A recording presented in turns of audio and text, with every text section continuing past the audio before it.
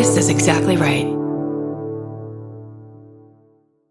This episode is supported by FX's The Shards, a seductive drama from executive producer Ryan Murphy. Set in 1980s Los Angeles, the series follows a group of glamorous, deeply entangled high school seniors drawn into a life of wealth, beauty, parties, and excess. At its center is Brett, whose reality begins to unravel when the arrival of a new student coincides with a series of mysterious murders. FX's The Shards, now streaming on Hulu. Goodbye.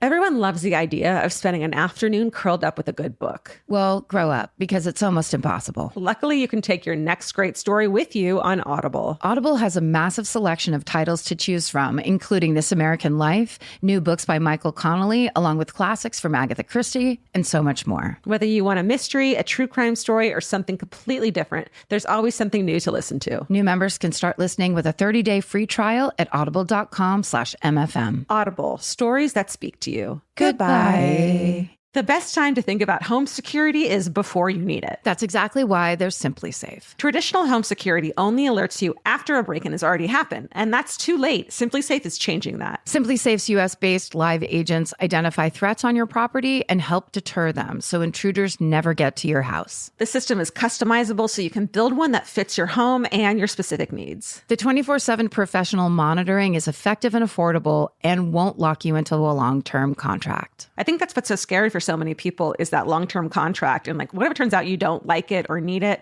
but they don't have that because they know you'll like it and you'll know that you need it and feel so much safer when you have it. Like at this point in my life, I would never go without a security system on my house. I just feel safer with actually having Simply Safe around. There's a whole staff at Simply Safe that's waiting to talk to you and help you out. Right now, you can get 50% off your new system by visiting simplysafe.com/MFM. That's half off at simplysafe.com/MFM. There's no safe like Simply Safe. Goodbye.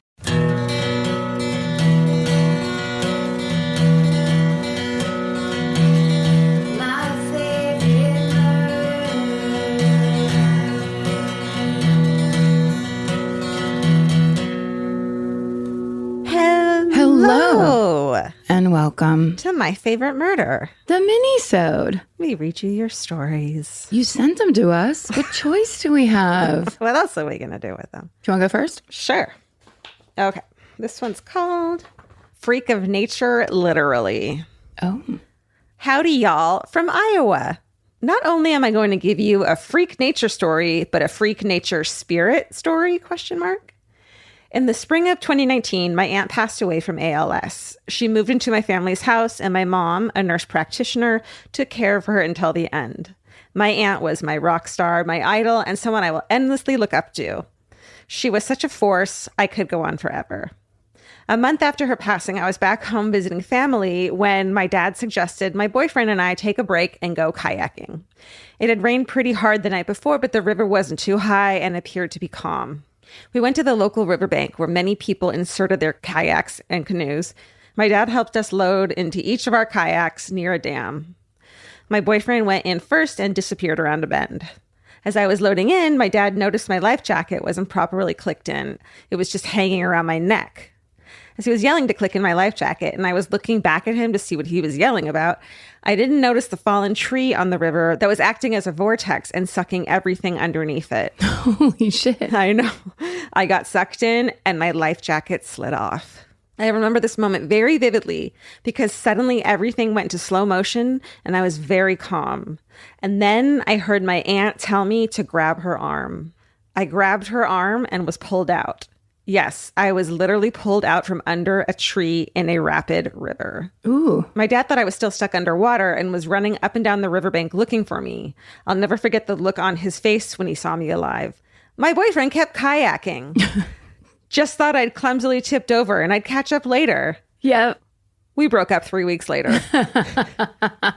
Anyway, stay sexy, donate to your local ALS chapter, and buckle up your fucking life jacket. AGB. So a ghost aunt rescued her from under a tree. Mm-hmm. From drowning.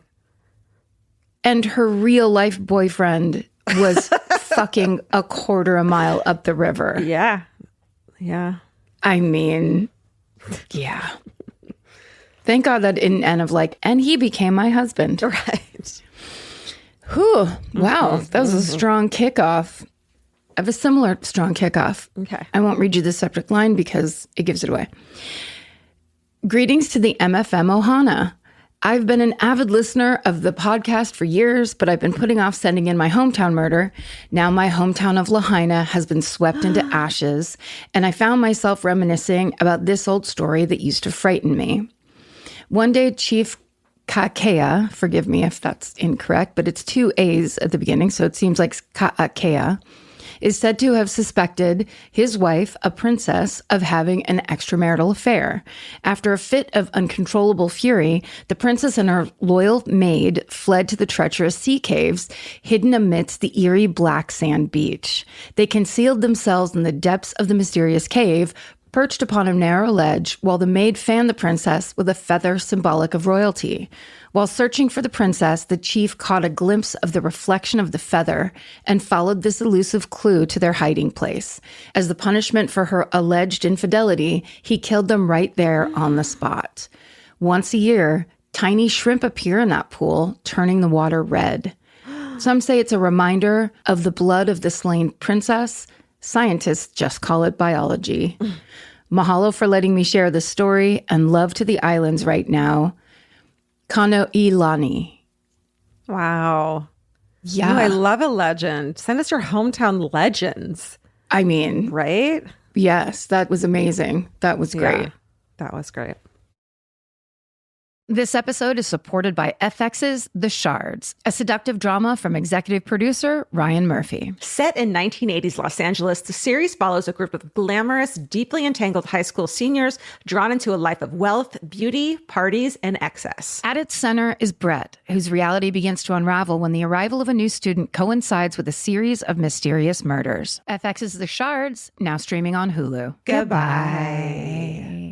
In the summer, healthy habits are easy to keep until you leave the house. You walk out the door, and the next thing you know, you're barefoot and feral in a gas station candy aisle. That's why Kachava makes it easy to maintain your routines. Kachava is an all-in-one nutrition shake, and now it comes in new travel packs. Every packet gives you a simple shake with protein, fiber, vitamins and minerals, greens, probiotics, omegas, electrolytes, and more. They're easy to toss into a bag, easy to take on the road, and a simple way to stick with your normal wellness habits, even when your schedule changes. Man, that Kachava matcha in the individual packs is like my dream snack. It's exactly what I need and want in between the not great meals I'm eating for lunch and the snacks I would have had anyways that are terrible for me. Like, this is something I feel like I'm treating myself when I take. You're treating yourself to vitamins, fiber, all these things that your body really wants and needs and kind of craves that it does seem like it takes a big effort to get. So now you're getting it all in one packet and in a little drink you like. Take your daily ritual with you. Go to Kachava.com and use code MFM for 15% off your first order. That's Kachava, KACHAVA.com, code MFM. Goodbye. Buying clothes is easy. That's why everyone's always doing it. But finding clothes you actually want to wear is the hard part. Get all your favorite elevated essentials at Quince. Quince specializes in effortless, high-quality essentials like ultra-soft organic cotton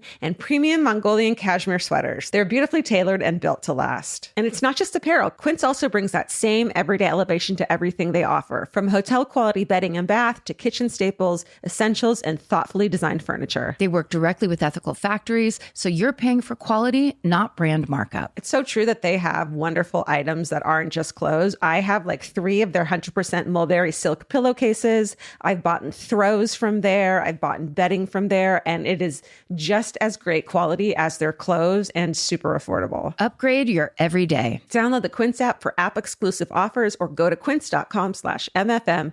Get free shipping on your order and 365-day returns. Now available in Canada and the UK too. QUINCE.com/MFM.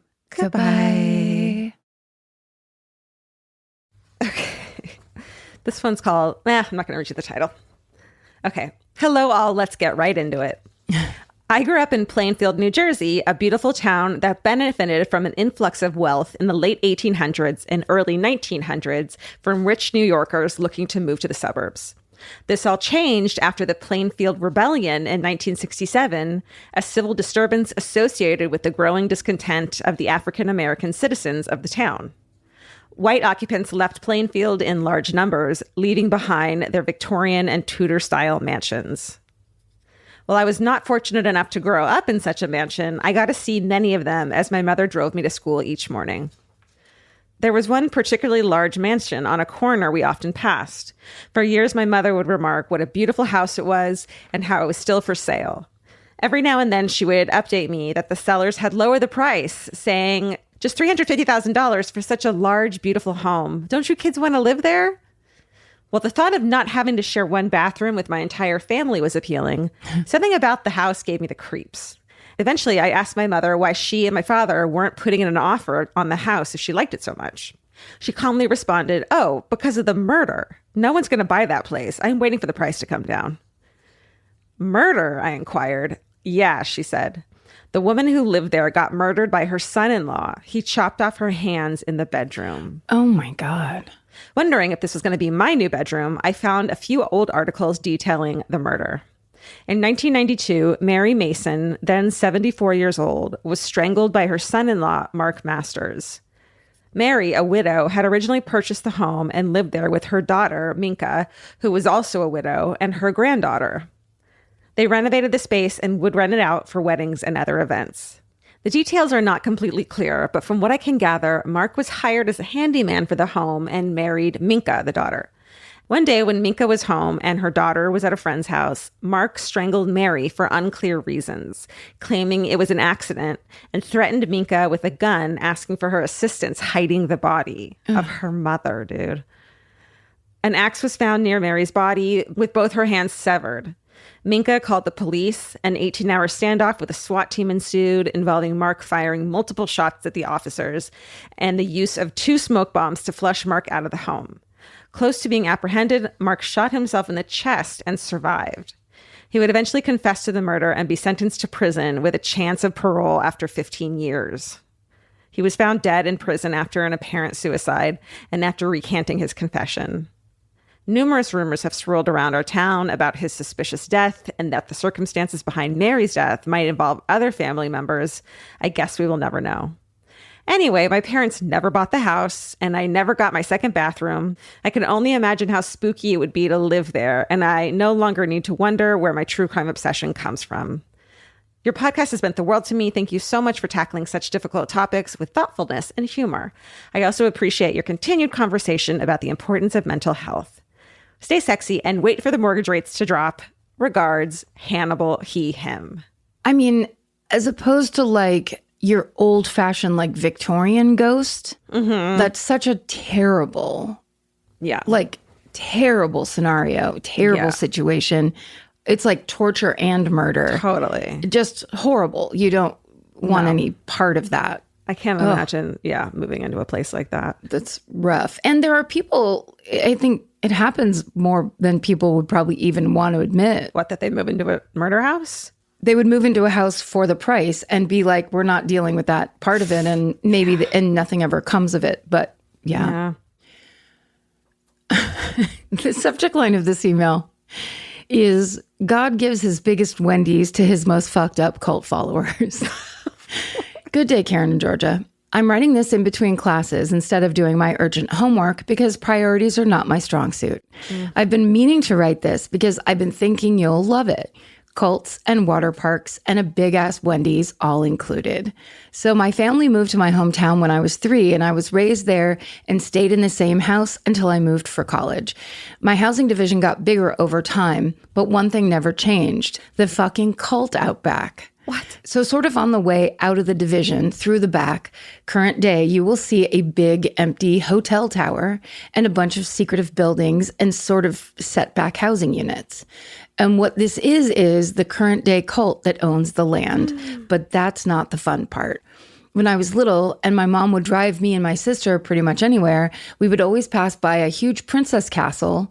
And then in parentheses, it says, look up Heritage USA Castle if you want to see. Do you remember Heritage USA? No. I think it's something from my era. I'll go on to explain what it is, but I immediately remembered it and knew what it was. And I think I remember seeing commercials for it on network television. So it says, we would always ask when we would get invited to the castle and why we weren't allowed in for tea. Sweet Mom usually just said that they would invite us one day maybe and didn't really say much else. Eventually, the castle was demolished in 2013, and I really didn't think much about it until the pandemic gave me a lot of time to be bored and do nothing. And one day I decided, what the fuck is up with that cult? Who are they? What do they want? And I shit you not, it was insane. Apparently, what used to be back there was a literal Jesus Christ themed water park / theme park owned by a televangelist. What? And it was called Heritage USA. Oh my God. Doesn't sound familiar? Doesn't sound familiar at all. No. At a certain point in time, it was the third largest theme park by attendance, only behind the Disney parks. Wow. Did anyone else know this? And so sidebar, yes, I did. Okay, so it says, I didn't. I mean, I wasn't alive then, but it feels like information that would transcend into history. I agree. I'm surprised that I think maybe I was the last generation and it was like a 70s, 80s thing. So this massive water park, theme park, was in operation for a while and was pretty big and successful in all of that. Eventually, the IRS revoked its tax exemption, and the owners were embroiled in some classic fucked up televangelist / religious icon scandal, and the park shut down, and the land was sold off to several groups, including another cult, which is the one currently back there. They don't know how to vet people to sell land to in this town, seems like. And also, it's like, who would like to occupy this old theme park? Right. But here's the thing I'm thinking as I'm reading this, and this is just a guess, that it was Jim and Tammy Faye Baker's theme park. So the cult that's currently back there, and to some development companies who eventually built my childhood home. And then it's a little sideways heart. On the same property is the Upper Room Chapel, which is an exact recreation of the real Upper Room where the Last Supper was held. That's still there. But the best part is the Princess Castle from my childhood was also in the information that I read. So it wasn't really in use with the original Heritage USA, and the people who bought it next used it as a go-kart / arcade track.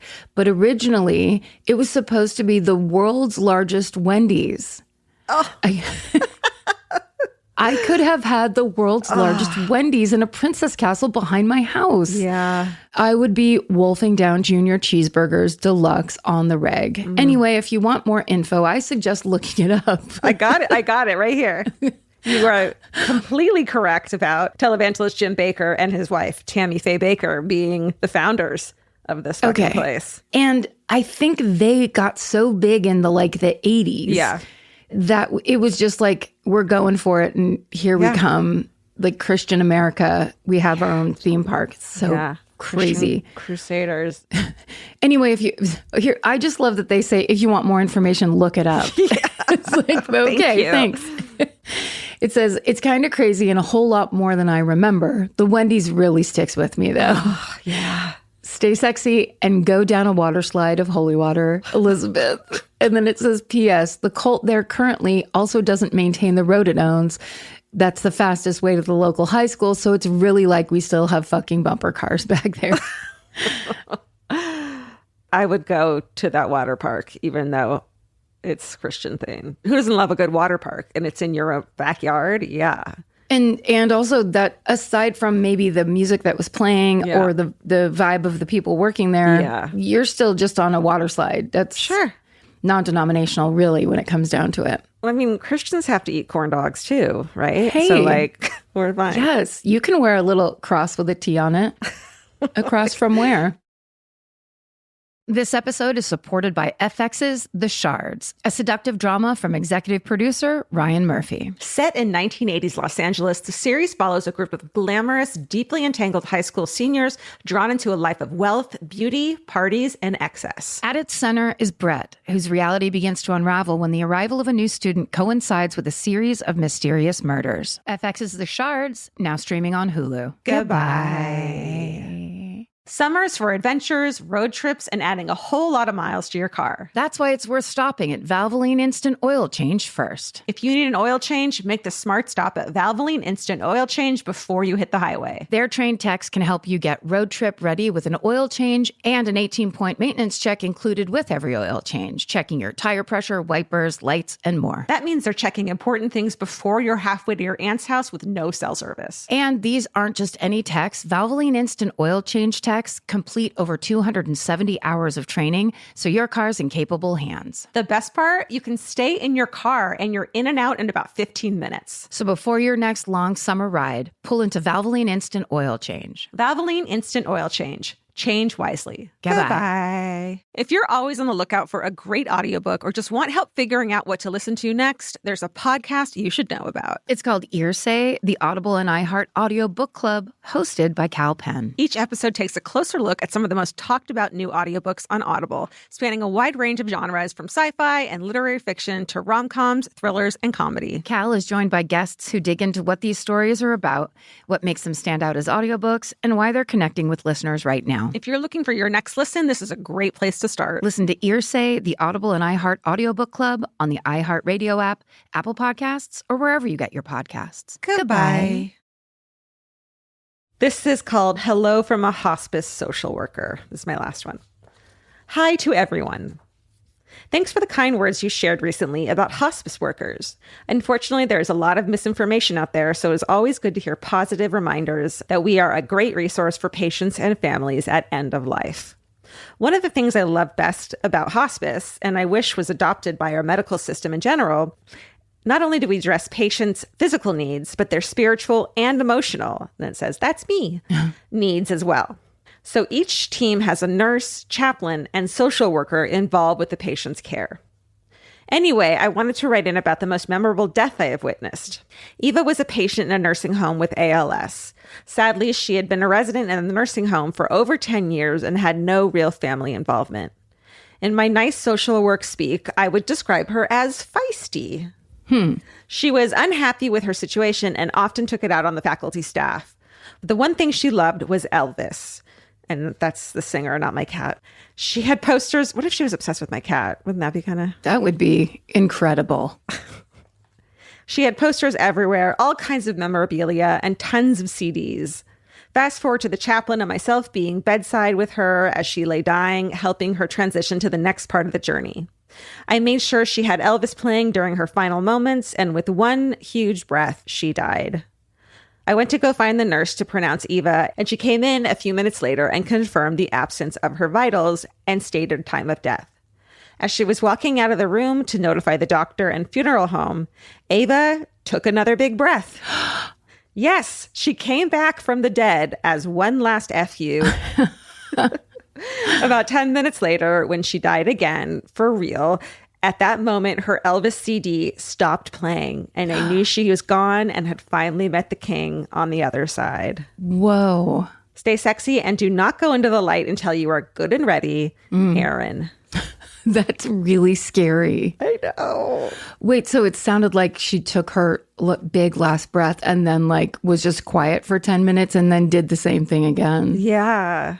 Not on purpose, but her vitals were probably so low they were, couldn't pick them up. Okay. This is one of my favorite subject lines ever.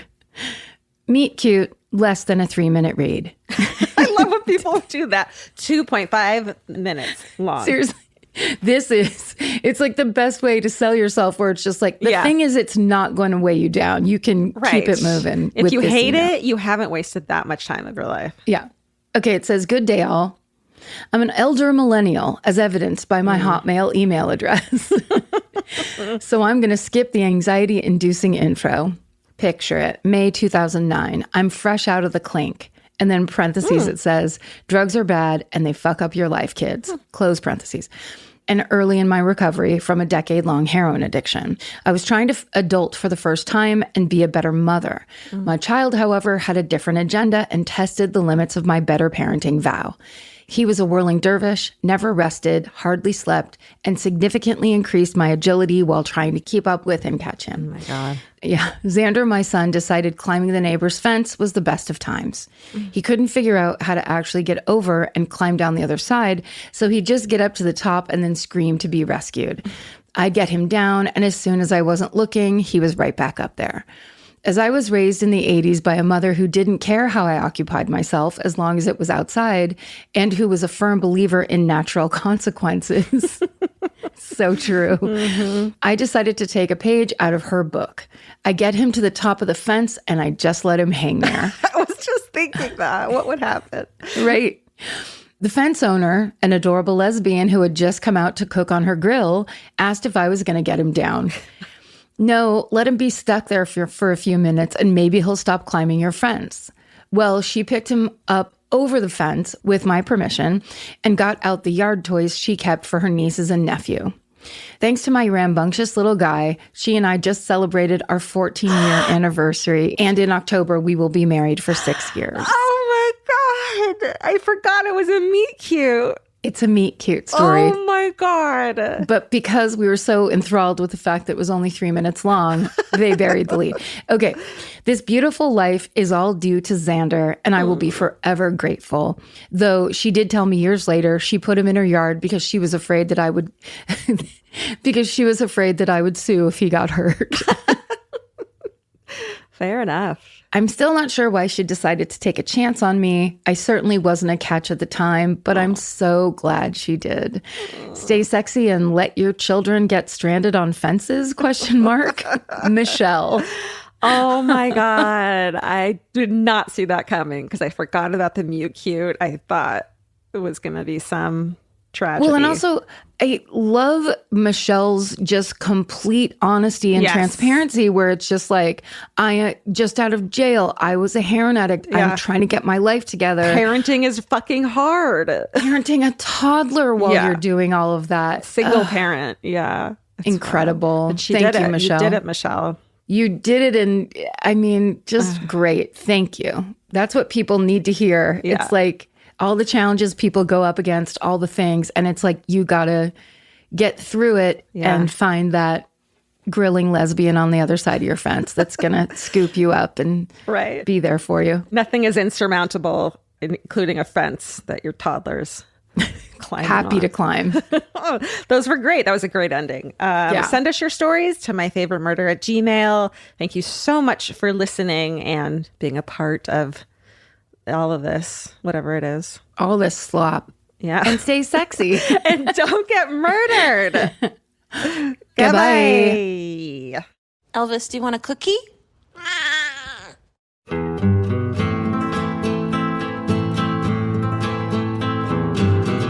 This has been an Exactly Right production. Our senior producer is Alejandra Keck. Our editor is Aristotle Acevedo. This episode was mixed by Liana Squilacci. Email your hometowns to myfavoritemurder@gmail.com. And follow the show on Instagram and Facebook at myfavoritemurder and on Twitter at myfavemurder. Goodbye. The best time to think about home security is before you need it. That's exactly why there's Simply Safe. Traditional home security only alerts you after a break-in has already happened, and that's too late. Simply Safe is changing that. Simply Safe's US-based live agents identify threats on your property and help deter them so intruders never get to your house. The system is customizable so you can build one that fits your home and your specific needs. The 24/7 professional monitoring is effective and affordable and won't lock you into a long-term contract. I think that's what's so scary for so many people is that long-term contract. And like, whatever turns out you don't like it or need it, but they don't have that because they know you'll like it and you'll know that you need it and feel so much safer when you have it. Like at this point in my life, I would never go without a security system on my house. I just feel safer with actually having Simply Safe around. There's a whole staff at Simply Safe that's waiting to talk to you and help you out. Right now, you can get 50% off your new system by visiting simplysafe.com/MFM. That's half off at simplysafe.com/MFM. There's no safe like Simply Safe. Goodbye. Vacation planning should feel like a breeze, not a deep dive into countless travel sites searching for the best deal. With Cheap Caribbean's Budget Beach Finder, you can search every destination and every date all in one search. You'll save time and money with the Budget Beach Finder. Say goodbye to endless scrolling and tab hopping, and hello to Budget Beach Bliss at your fingertips. Go to cheapcaribbean.com to try out the Budget Beach Finder and see just how stress-free vacation planning should be. Goodbye. Hello, beautiful. I'm Amy Errett, founder of Madison Reed, a hair color company I named after my daughter. I started Madison Reed because I believed women deserve better. Better ingredients, better results, and the freedom to color on your terms. Color at home with our permanent hair color kit in less time and for less than a typical salon. It's a salon in a box for rich, dimensional color and 100% gray coverage.